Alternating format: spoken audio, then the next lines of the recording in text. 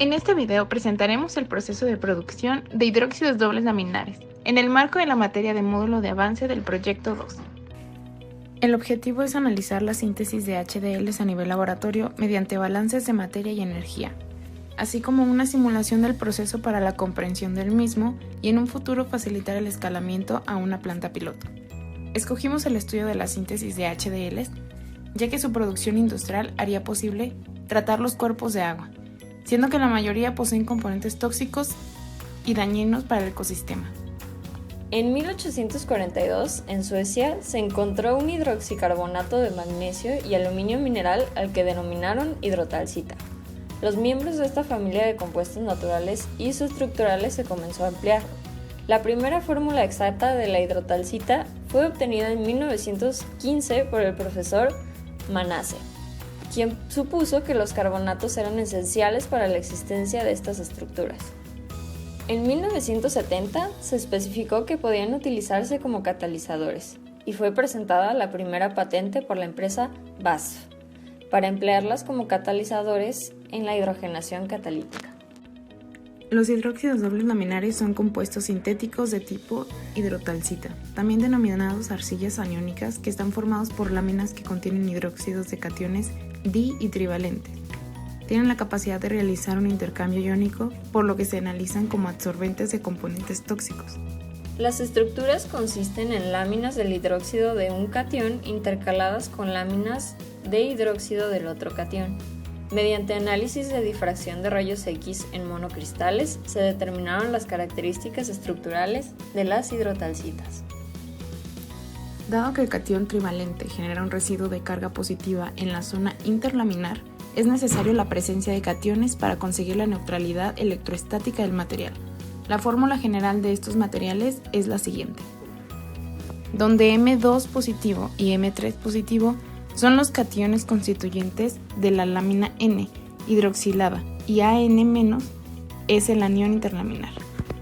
Estos materiales son utilizados en numerosas aplicaciones debido a sus propiedades. Cabe destacar dos de ellas que los hacen compuestos idóneos para su utilización como absorbentes. La capacidad de intercambio iónico, ya que los aniones hidratados se pueden intercambiar para formar HDLs con nuevas composiciones, y el efecto memoria, basado en la recuperación de la estructura laminar por la reconstitución del HDL calcinado en presencia de agua y aniones.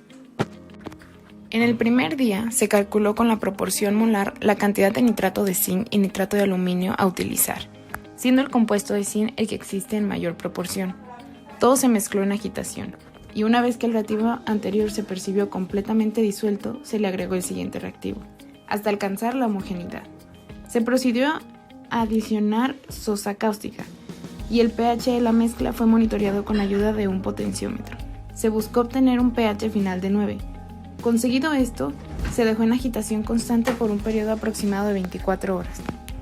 Mediante lavados en centrifugación se realizó la disminución de pH de la muestra hasta neutralizarlo. La manera en la que se realizó es adicionando agua destilada a los tubos de centrifugación conteniendo el volumen de la muestra y el posterior desecho del sobrenadante para la repetición del proceso. Después de haber sido sometidos a un secado por 24 horas, en el tercer día de la síntesis se procedió a moler en un fino polvo con ayuda de un mortero para finalmente guardar en bolsas de plástico. Se hizo una simulación del proceso realizado en el laboratorio en el programa DWSIM, en base a los datos obtenidos e información de características físicas y químicas sobre los reactantes y productos obtenidas de literatura. Se utilizó un reactor en agitación constante con base a un día, ya que en el laboratorio se realiza un proceso batch, y un separador hipotético de compuestos que sustituye a la centrifugación. El simulador permite la elección de los compuestos a utilizar, así como la termodinámica a seguir.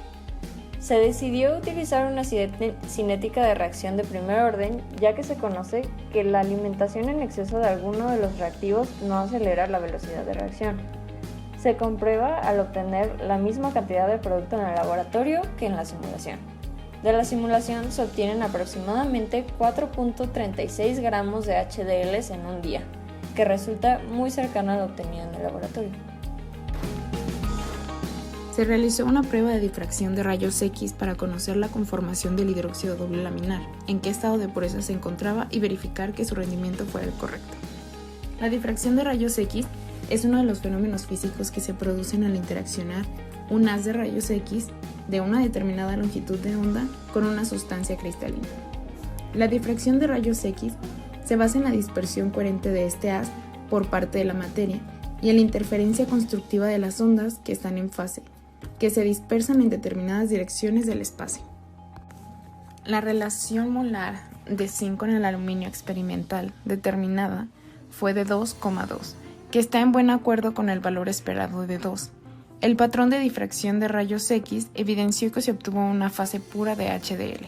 Su carácter laminar se conformó por los picos armónicos a bajos valores de 2 teta y el espaciamiento bacial calculado en 8.9, que corresponde al pico más intenso de difracción asociado a la difracción del plano. Es consistente con la presencia de nitratos en la región interlaminar. El tamaño del cristal, estimado mediante la ecuación de Derbyshire, fue de 5 nanómetros. Mientras más pureza tenga el HDL, dará un mejor resultado de absorción. Con esto se comprobó que su rendimiento es alto. Como se puede ver en el tiempo de residencia del simulador y el tiempo que llevó a hacer la experimentación en el laboratorio, podemos notar que el tiempo de maduración de los HDLs es muy grande, lo que ocasiona que no se puedan obtener grandes cantidades del producto en el proceso actual. Si se pudiera lograr un estado estacionario y continuo, el rendimiento del proceso sería mucho más rentable. En base a los resultados obtenidos en este proyecto de investigación, tenemos el conocimiento para afirmar que existen los recursos necesarios, como el equipo, las sustancias, la información y los datos experimentales para poder implementar la síntesis de hidróxidos dobles laminares en el tratamiento de aguas.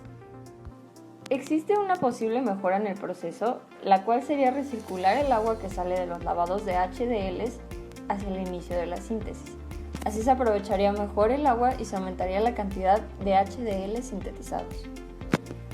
El objetivo de comprender mejor el proceso mediante cálculos de balance de materia, energía y una simulación se logró. Para futuros proyectos se podría alcanzar un estado estacionario.